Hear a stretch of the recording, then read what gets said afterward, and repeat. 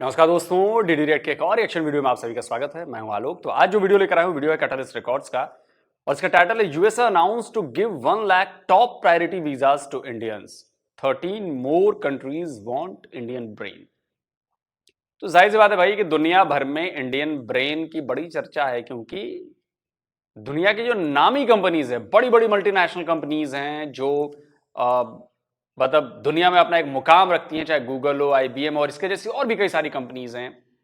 वहां पर कौन बैठा है? इंडियन बैठा है जी। इंडियन इन कंपनीज को चला रहा है। माइक्रोसॉफ्ट, गूगल, आईबीएम, आपका अडोबी। अब समझिए इस बात को, बड़ी से बड़ी कंपनीज में। और ये वो हैं जो बॉसेस हैं, जो होलसेल बॉस हैं। उनके नीचे हजारों लाखों इंडियंस हैं जो इस पूरे इकोसिस्टम को रन कर रहे हैं। तो चलिए देखते हैं भाई कि इस पर पाकिस्तान की जनता जो है वो क्या राय रखती है। कभी इग्नोर किया जा रहा है। असल बात ये है कि पाकिस्तान को हर चीज़ पे इग्नोर किया जा रहा है। तो इग्नोर करने के मुख्तलिफ फैक्टर हैं। हमें यूएसए या ताइवान, जो भी यूरोपीय कंट्रीज़ है या हमारे नेबर्स हैं, सबसे पहले तो ये बात है कि हमारे जो नेबर्स है वही हम पे मुतफिक नहीं है। तो वो आप क्या बात करेंगे कि यूरोपीय कंट्रीज या सुपर पावर तो हमें बिल्कुल एक ऐसे समझ लो कि थर्ड वर्ल्ड लेती है। हमें ग्लोबल विलेज के हम अंदर रह रहे हैं। एडवांस टेक्नोलॉजी हो गई है, एक दूसरे से लोग कनेक्टेड है, इतना आर्टिफिशियल इंटेलिजेंस आ रही है इस सदी के अंदर, इस जिद्दत के अंदर। तो आप अभी तक भारत को लेकर चल रहे हो।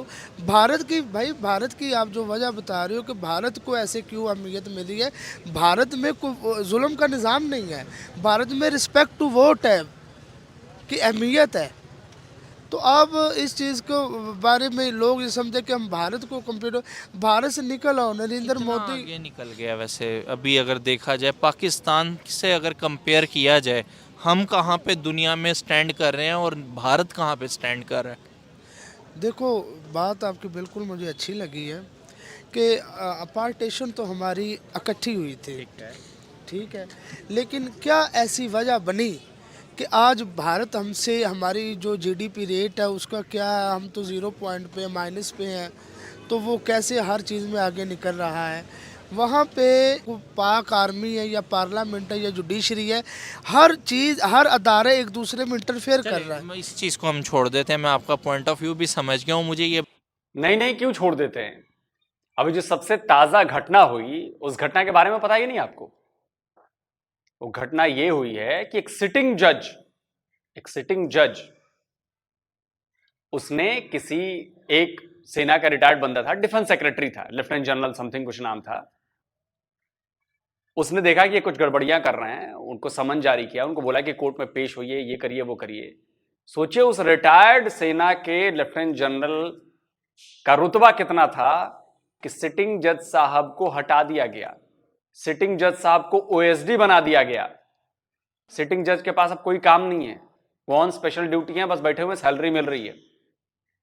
तो ये तो आपके यहां की हालत है। और आप कहते हो कि आप फ्री देश में रहते हो, आजाद देश में रहते हो, इंडिपेंडेंट देश में।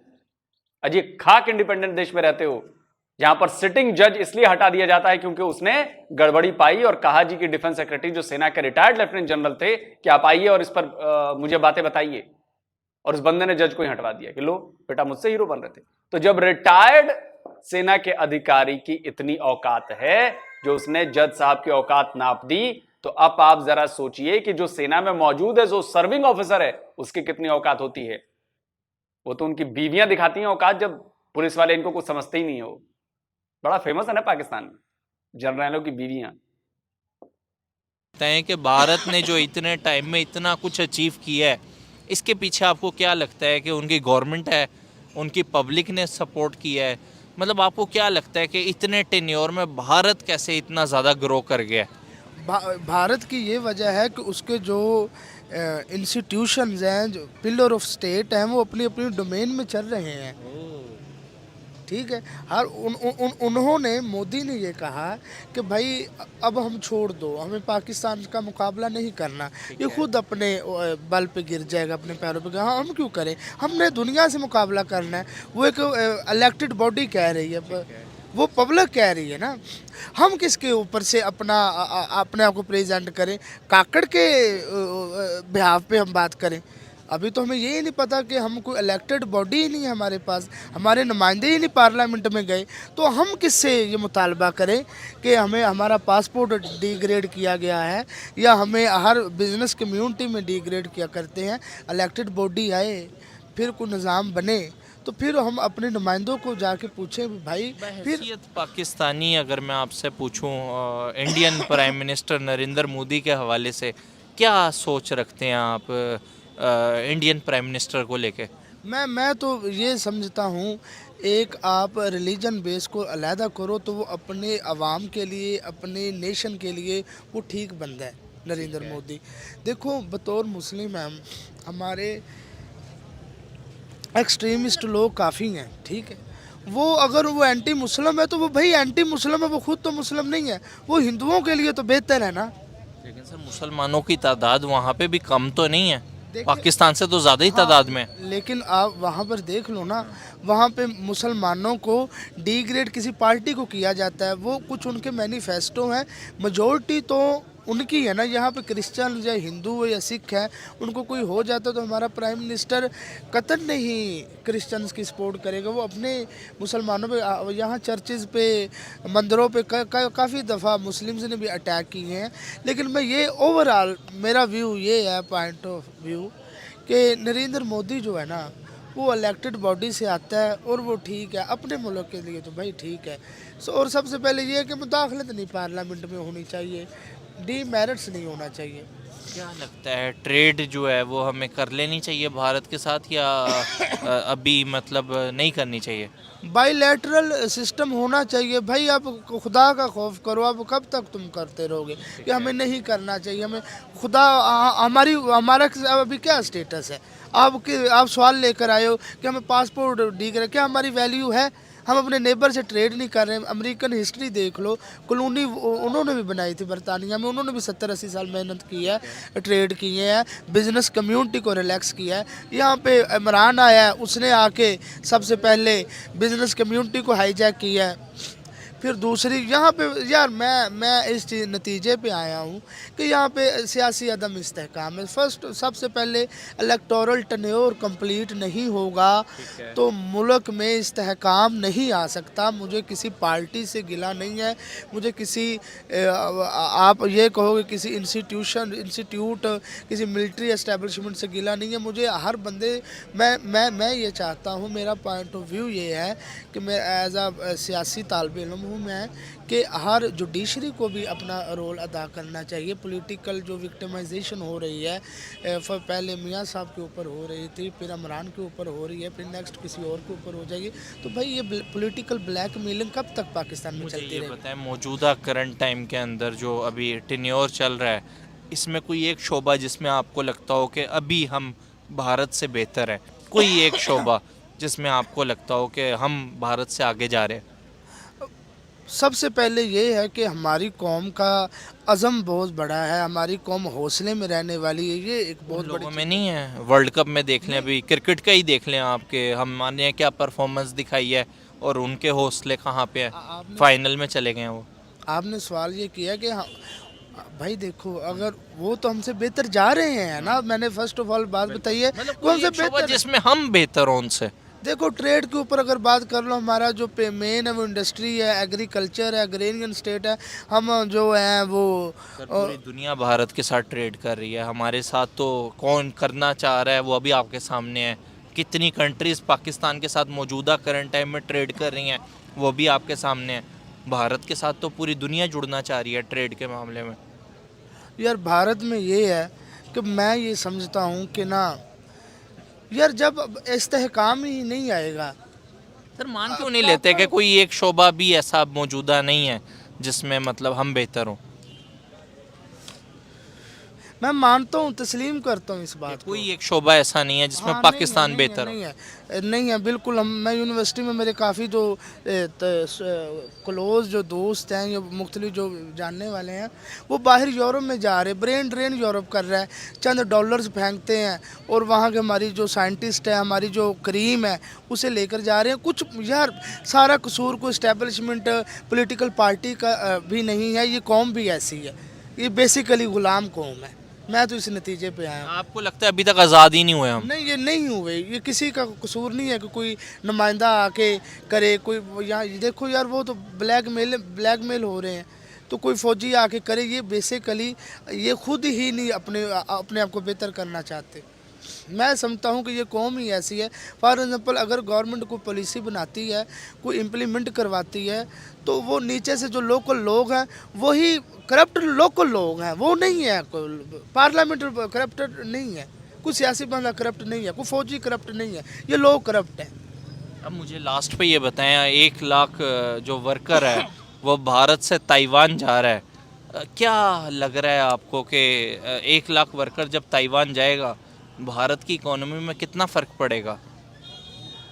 भाई, उनके बिजनेसेस बाहर हैं, उनका सारा निज़ाम बाहर है, तो मैं ये कह रहा हूँ कि ट्रेड उस वक्त होती है, क्या फ़र्क नहीं। अभी फ़र्क है, फ़र्क अभी पढ़ना है, अभी फ़र्क पढ़ना है, पड़ चुका है, पढ़ चुका है और यार। आगे मज़ीद पड़ेगा। ज़ाहिर है वो अलायंसेस उनका बेहतर है यार। अगर मैं ये आखिर में बात करूँगा कि हमारी खारजा पॉलिसी जो है ना, वो डिपेंडेंट नहीं है। बड़ी बात की आपने। आज़ाद खारजा पॉलिसी पे तो इमरान खान भी अपनी स्पीचेस वगैरह में कहते रहे हैं कि भारत से हमें कुछ सीखना चाहिए आज़ाद खारजा पॉलिसी को लेके। जब कभी 1947 से पाकिस्तान की ये हिस्ट्री है कि जब कभी भी कोई भी इलेक्टेड प्राइम मिनिस्टर ने खारजा पॉलिसी को आज़ाद करना चाहा, उसकी हुकूमत गिर गई। और कोई क्यों क्यों क्यों क्यों? देखो, सुपर पावर्स के इन्फ्लुएंस है, हमारे पास एडवांस टेक्नोलॉजी नहीं है, हमारे पास वसाइल नहीं है, और कुछ यार ये बात। सर लास्ट में मुझे बताएं, हर दफ़ा पाकिस्तान ही क्यों इन्फ्लुएंस में आता है? पाकिस्तान ही क्यों इन्फ्लुएंस में आता है? भारत क्यों नहीं इन्फ्लुएंस में आता? अमेरिका के प्रेशर में, रशिया के प्रेशर में? वो तो हर कंट्री के आगे अपना मुतालबा भी रखता है, अपनी बात भी मनवा लेता है। हम कभी चाइना के प्रेशर में होते हैं, कभी अमेरिका के प्रेशर में होते हैं, कभी कहीं के प्रेशर में होते हैं। पाकिस्तान का 75 साल टेन्योर अगर देखें तो पाकिस्तान प्रेशर में ही क्यों रहा है अब तक? इसकी वजह थोड़ा सा पसे मंज़र में बताऊंगा।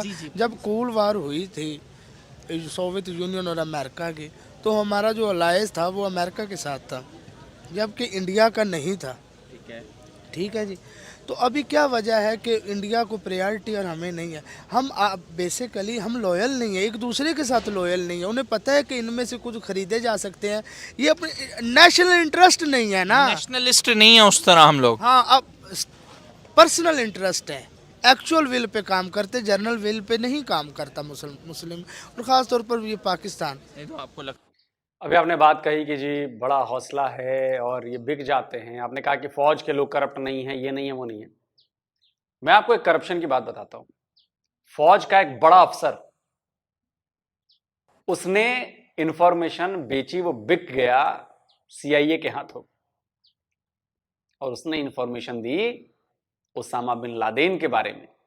उसने पूरी इंफॉर्मेशन दी कि कहां पर इसको रखा गया है, एबटाबाद में है, वो सिक्योर प्रेमिसेस में है, सेना के लोग, आईएसआई के लोग उसको सेफ्टी दे रहे हैं, उसको अच्छे से रखा हुआ है, उसको पूरे घर बार को अच्छे से रखा हुआ है, और उसने वो इंफॉर्मेशन दे दी।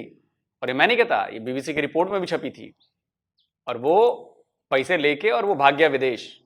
सोचिए, वो सेना का अफसर और बाहर ही सेटल है, मस्त अपना, क्या टेंशन है। तो आप जब कहते हैं कि करप्शन, ये करप्शन तो सिर से लेकर पांव के नाखून तक में है, सिर के बाल से लेकर और पांव के नाखून तक में है पाकिस्तान में। दूसरा कि भाई जैसी आवाम होती है वैसा ही नेता होता है, वैसा ही राजा होता है। तो जब आवाम ही चोर बेईमान, मैं सबको नहीं कह रहा, लेकिन मैक्सिमम लोग ऐसे ही हैं जो अपना लालच देखते हैं, मेरी जेब भर जाए, मेरा काम हो जाए, मैं कहीं से निकल लूं, मैं आगे हो जाऊं, दूसरों को पकड़ के खींच दो। तो लालच आप में, बेईमानी आप में, धोखाधड़ी आप में, स्वार्थ आप में, तो नेता भी आपको वैसे ही मिलेंगे ना, और 75 ईयर्स में मिले हैं आपको नेता वैसे ही। जैसे जनता लुटेरी वैसे नेता लुटेरे। इंडियंस ज़्यादा नेशनलिस्ट हैं। यार उनकी वो प्रैक्टिकली प्रूव कर रहे हैं, लग रहा है। आप कह रहे हो, आपका क्वेश्चन ये है कि वो आप देख रहे हो कि वो प्रूव कर रहा है। जब कोई भी इलेक्टेड बॉडी आती है, जब वो नेशनल इंटरेस्ट पे काम करती है, तो यार मोदी ने एक कहा था कि किसी ने, उनके एंकर ने क्वेश्चन किया कि आप पाकिस्तान से कैसे रिलेशन चाहते हो, तो वो ये कहता है यार हम क्या बात करें, इलेक्टेड बॉडी से बात करते हैं। तो वो कहती है कि एजेंसीज कह देती है इससे बात मत करो, एजेंसीज कहती है तो आर्मी चीफ जो फ़ौज है वो कह देती है। हमें पता नहीं चल रहा कि हम बात किससे करें। तो जहाँ ये हो वहाँ दूसरे मुल्क ने क्या ट्रेड करनी है। फिर कोई बिजनेसमैनों को ये लोग, कोई भी बॉडी या कोई भी इलेक्टेड बॉडी जाके रिलैक्स करती है, रिलेशनशिप मुज़ाकरात करती है कि हमारे मुल्क में इन्वेस्ट करो, तो ये लोग आप उनका सवाल क्या होता है भला। वो ये कहते हैं कि यार आपके मुल्क में ना पता नहीं चलता कि रात को प्लानिंग हो, सुबह गवर्नमेंट गिर जाए, और हम अरब रुपये कैसे इन्वेस्ट करें। सी पैक है, सी पैक हमारी इकोनॉमी को इतना बढ़ा सकता है कि आप सोच भी नहीं सकते, समझे हो कि नहीं। तो सी पैक के ऊपर हमारे प्रेशर जो हमें बैरियर आ रहे हैं वो आपके सामने है। सर गैस अभी तक पाकिस्तान में नहीं आ रही। अगर देखें बहुत से शहर अभी विंटर स्टार्ट ही हुई हैं और गैस चली गई है, लेकिन अमेरिका के प्रेशर में आके हमने ईरान से जो गैस पाइपलाइन मुआहदा किया था वो भी कंप्लीट नहीं कर रहे। हाँ, कंप्लीट कौन करे, वो इलेक्टेड बॉडी ने कंप्लीट करना है कोई इलेक्टेड बॉडी। और इलेक्शन होंगे, लेजिटिमेट सिस्टम आएगा, तो ये जो मुज़ाकरात, ये डायलॉग होते ये हो जाते हैं। ये इनका कोई ऐसा इशू नहीं होता। बेसिक इशू है कि हमारा इलेक्टोरल टर्न्योर कंप्लीट हो और ये पब्लिक को अपना मैंडेट खुद चूज़ करे। कोई लास्ट मैसेज देना चाहेंगे अपने बिहाफ पे? आपकी क्या पर्सनल ओपिनियन है भारत को लेके? मैं भारत पहले मैंने आपको अपनी ओपिनियन ब्रीफ कर दी है कि जो मेरी ओपिनियन पर्सनल ये है कि हमें उससे बायलैटरल रिलेशनशिप करने चाहिए। ठीक है। मेरा ये माइंड था कि हमें इसराइल से भी करने चाहिए थे, जबकि उन्होंने जो ये वार पैलेस्टाइन पे हो गई है, इस वजह से मैं डिसअपॉइंट हूँ। मेरा ये नहीं मौक़िफ़ है। अगर मैं हुकूमत का बंदा हूँ, अगर मैं को इलेक्टेड हूँ, तो मैं हर मुल्क से अपनी ट्रेड करूँ। भाई ट्रेड करेंगे तो इकोनॉमी स्टेबलाइज होगी। हम इस पोजीशन में हैं कि हम जाके किसी भी इन्फ्लुएंस कर सकें। यहाँ रशिया पे हम रशिया के साथ मुज़ाकरात नहीं कर सकते। अभी अमेरिका कैसे हमें कर रहा है प्रेशराइज। भाई IMF जो बैंक है उस पर उसका इन्फ्लुएंस है। हम यार आप देखो, ज़िया के बाद ना हमारी जो खारजा पॉलिसी थी वो बिल्कुल डिपेंडेंट हो गई थी। पहले भी थी लेकिन उस वक्त इतना उनका नहीं इन्फ्लुएंस था। ठीक है, तो मुझे ये, मेरी ओपिनियन ये है कि ना पॉलिटिकल पार्टीज़ का मैं नहीं किसी को भी बुरा भला कहता, ना मेरा ये मानना है। मेरा ये मानना है कि सारे अदारे जो है ना वो अपने डोमेन में काम करें और नेशनल इंटरेस्ट पे चलें। पाकिस्तान रहेगा तो हमारी इज़्ज़त रहेगी ना। बड़ी खूबसूरत बात। पाकिस्तान की बका होगी तो हमारा वजूद है। ये छोटियाँ छोटियाँ लड़ाइयाँ तो लड़ते रहते हैं, ये तो पॉलिटिकल इनमिटी तो चलती रहती है। इमरान पकड़ा गया, नवाज़ पकड़ा गया, शहबाज पकड़ा गया, बिलावल पकड़ा गया, ये कोई बड़ी बात नहीं है। डिक्टेटर्स भी आए लेकिन इलेक्टोरल टर्न्योर, इलेक्शन का टर्न्योर मुकम्मल हो, ये तो मुकम्मल होना चाहिए ना। बहुत बहुत शुक्रिया आपका। लेकिन सवाल ये है कि भाई ये होगा कैसे। 76 ईयर्स में तो हमने देखा नहीं, 76 ईयर्स में तो हमने देखा नहीं, कहाँ से होगा ये। अच्छा, रही बात की जी नौकरियों की और इसकी और उसकी, तो देखिए इजराइल में 1 लाख भारतीयों की डिमांड हुई है। ताइवान कह रहा है कि जी 1 लाख भारतीयों की डिमांड हुई है। यूएसए में जा ही रहे हैं, यूएसए में और लगातार वीजा दिए जा रहे हैं, इसलिए दिए जा रहे हैं, उसका डबल फायदा है। देखिए हमारे देश में जो लोग बेरोजगार हैं, अब उनको बाहर के देशों में रोजगार मिलेगा तो हमारी बेरोजगारी दर कम होगी। समझिए, ये ब्रेन ड्रेन नहीं कह रहा हूं मैं, ब्रेन इतने हैं कि हमने उनको बांट दिया। बहुत सारा ब्रेन यहां पे है, बहुत सारा ब्रेन अमेरिका चला जा रहा है, ताइवान जा रहा है, ब्रिटेन जा रहा है, इधर जा रहा है, उधर जा रहा है, तो हमारा ब्रेन ड्रेन नहीं हो रहा। हमारे पास इतना ज्यादा ब्रेन है कि वो सब बराबर बढ़ जा रहा है। तीसरी बात कि इससे होगा क्या, जब बाहर के देश में जाकर हम काम करेंगे तो हमें एक एक्सपोजर मिलेगा, हमें वहां का एक्सपीरियंस मिलेगा, नई नई चीजें सीखने को मिलेंगी, नए नए तरीके बिजनेस के आइडियाज मिलेंगे, और वहां से जो कमाई होगी उसका रेमिटेंस भारत में आएगा। तो 4-5 फायदे हैं इसके। लिविंग स्टैंडर्ड उन लोगों का बढ़ जाएगा, रोजगार जो कमा रहे वो ठीक ठाक पैसे कमाएंगे, हमारे देश को अच्छी आमदनी होगी, हम नई नई चीजें सीखेंगे और फिर वापस आकर हम अपने देश में इंप्लीमेंट करेंगे। अब मान लीजिए जैसे गूगल है, अब सुंदर पिचाई उसके अल्फाबेट के सीईओ हैं, तो गूगल बहुत सारा काम कर रहा है भारत के लिए। $10 बिलियन जो है वो इन्वेस्टमेंट करने वाला है गूगल। अभी जो पिछली बार पीएम मोदी गए थे अमेरिका दौरे पर, उसके बाद मिलकर ये एक बता रहा हूं, एक कंपनी का गूगल $10 बिलियन करने वाला है। इसके अलावा और भी कई कंपनीज है जिनसे वो मिले हैं, उनकी इन्वेस्टमेंट आनी है। तो सुंदर पिचाई चूंकि इंडियन है तो वो इंडिया के लिए भी काम कर रहे हैं। सत्या नडेला अगर इंडियन है तो वो इंडिया के लिए भी काम कर रहे हैं। ऋषि सुनक अगर ब्रिटेन के पीएम बने हैं तो वो इंडिया के लिए कुछ ना कुछ तो करेंगे। रूट्स कोई भूलता नहीं है ना अपने। आप लाख कहें कि वो अमेरिकन सिटीजन है और ये हैं वो हैं, सत्या नडेला उनके बारे में, लेकिन कहीं ना कहीं किसी ना किसी रूप में वो आपकी मदद कर रहे हैं। वो चाहे माइक्रोसॉफ्ट में लगने वाले इंजीनियर्स और साइंटिस्ट की नौकरी हो, गूगल में लगने वाली नौकरियां हो, गूगल के सेंटर्स खोले जा रहे हैं यहाँ पे और भी जगहों पे, माइक्रोसॉफ्ट के सेंटर्स खोले जा रहे हैं यहाँ पे भारत में और कई जगहों पर। तो ये क्या है? ये इसलिए क्योंकि इंडियंस बैठे हैं वहां पर, उन्हें अमेरिका को अपना काम मिल रहा है और इंडिया को भी अपना काम उनसे निकाल रहे हैं। तो दोनों का फायदा है और ये दोनों के लिए विन विन सिचुएशन है। और अभी तो शुरुआत हुई है, अभी तो हमें वर्ल्ड की टॉप 3 इकोनॉमीज में आना है और इसके लिए हम सब मिलकर मेहनत कर रहे हैं। हम ये नहीं देखते कि हिंदू है, मुसलमान है, ये सिख है, ईसाई है और ये है और वो है, नहीं। भारत का रहने वाला हर भारतवासी वो चाहे हिंदू हो, मुसलमान हो, सिख हो, ईसाई हो, ज्यादातर मेजोरिटी में कौमें जो हैं ये वो सब मिलकर भारत को डेवलप कर रही हैं और इसका फायदा हमें दिख रहा है। बाकी पाकिस्तान के लिए, बाकी पाकिस्तान अपनी मौत खुद मर रहा है। कमेंट में आप बताइएगा जरूर। जल्दी मिलता हूं एक और नए वीडियो के साथ। नमस्कार, जय हिंद।